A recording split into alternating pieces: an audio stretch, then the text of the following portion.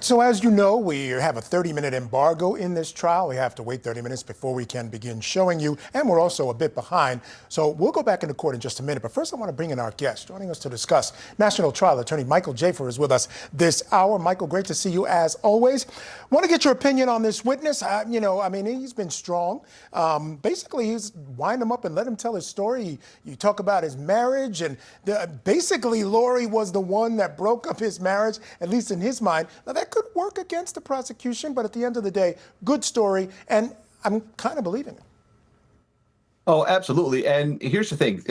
I can't help but say that this is like an imminently winnable case. I still don't know. Like, there was several times in his direct examination where there was a nice objection, a nice attorney would have objected, but she just sat mute. So he's coming off to a really good start. He's a very credible witness. He's coming off very credible. It's off to a good start. He's the right witness for them to bring up as the first witness. So I think it's going really good for the state. It almost feels like kind of like a fait accompli, this case. It shouldn't feel that way. She's innocent until proven guilty, but it's off to a really good start for the state and not good for her. Quickly, you said it's a winnable case. You feel like a winnable case for the prosecution or a winnable case for the defense? If she had a real defense attorney. If she had a real defense attorney, I mean, this case has too many holes on it. I would dice this case up if I was her defense attorney. Awesome. No questions asked. Yeah. All right, so we'll definitely get into that as we go forward. Right now, I want to take folks back into court. As I said, we were a bit behind, so we're going back in after the lunch break. Let's bring back in National Trial Attorney Michael Jaafar. Michael, let's get back to our conversation regarding this being a winnable case. I'm interested to get your take on that and where you see some of the holes in the prosecution's case. Even a young public defender version of myself would have diced this case up 6 ways to Sunday. There's no direct evidence, none, that Lori Vallow instructed or encouraged Alex Cox to harm Brandon Boudreaux. No text messages, no phone calls, no video, no confession. It's just pure theory. The prosecution is asking the jury to assume that conspiracy just because Lori and Alex were close siblings. But that's not proof beyond a reasonable doubt. Alex Cox was a grown man who made his own decisions if he committed the shooting, and even that's still in question. He obviously did so without Lori Vallow's knowledge or direction. This is what I would do if I was defending her, right? The state would then be relying on associations and religious beliefs instead of hard evidence, planning, timing, communication. And that's just not how we convict people in a court of law, is what I would argue, right? She had no emotional connection. She had an emotional distance to this defendant. He was her nephew-in-law. She had no involvement with his messy divorce. So it's just so tenuous. So to get Lori Vallow, convicted beyond a reasonable doubt, if I were her defense attorney, it would be just a complete haul, right? So if I were defending it, that's the attack I would have. And again, that's a young public defender version of myself who'd have the energy to go in and do that. But I think that this is an imminently winnable case if she was, competently represented, but she's not. And that's all her fault.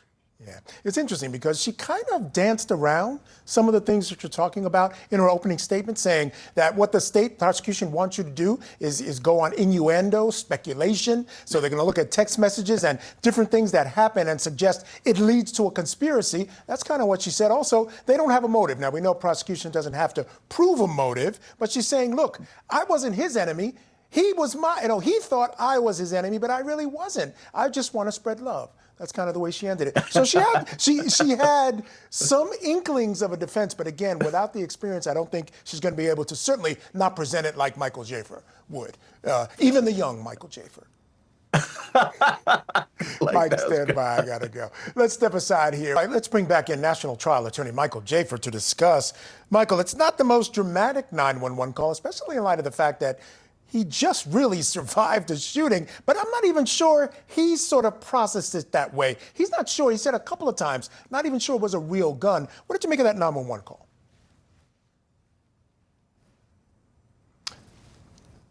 I think you're on mute, Mike.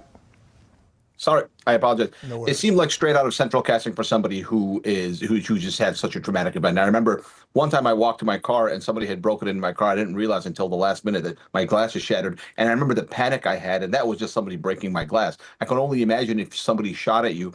And in this specific context, he was not expecting to be shot at, right? He was not a gangster, doing a drug deal. He just got shot at. So it seemed like a very legitimate, sincere 911 call.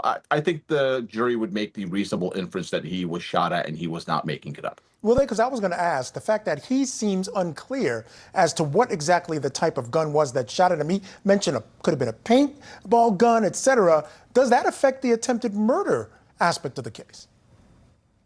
Absolutely. There's tons of holes in this case. 1000% it affects it, right? And I keep thinking to myself, how many young, deserving attorneys all across Arizona would love to take this case? Michael, I was broke in the beginning of my career. I lived with my parents. I could not even afford rent, right?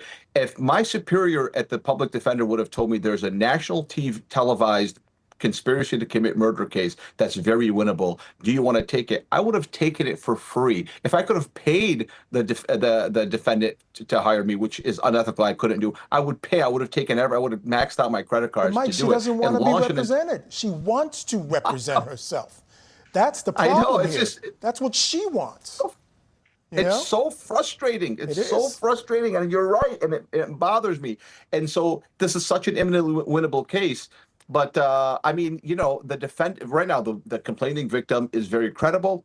But I feel like we're watching yet another Lori Vallow train wreck. And that's how it's trending right now. You know, he also mentioned something in that call that I thought was interesting. He said he thought it might have been two people, because he said the person shot from the back seat and they pulled out so quickly after the shot that they didn't have time to get from the back seat to the front seat. Now, we know that he had taken the back seat out, so there was a lot of space there, but it makes sense, because how did you get from right after shooting him to the front seat, starting the Jeep and driving away? What if there were two people? Does that bring into question whether this was in fact Alex Cox? Yeah, you know, it does. I didn't think about it till you just said it, actually, because the implication of Alex Cox goes down a notch if there are more than one. And he's saying there were more than one. I mean, he's saying that there were more than one person. So I didn't think about it till you just said it. That's yet another thing, in my opinion, in favor of Lori Vallow. But obviously somebody else was involved, because he's saying that's a good point there. I didn't think about it till you said it. It does lower the element that Alex Cox did this alone, because at the end of the day, you want to convince the jury that Alex Cox was being mesmerized by Lori Vallow. That's one thing. But I think it's beyond a stretch to convince a jury that she did that to Alex Cox, who was a complete creep, and somebody else who was driving away. Yeah, exactly. And you know, he didn't say he saw a second person, just to be clear. He said it had to be two people, or he thinks it was two people, because the person couldn't have gotten from the back to the front that quickly and driven off. So it's interesting. But we'll have to wait and see. They ended up today. The cross-examination is due tomorrow. Michael Jaafar, thank you so much for joining me tonight.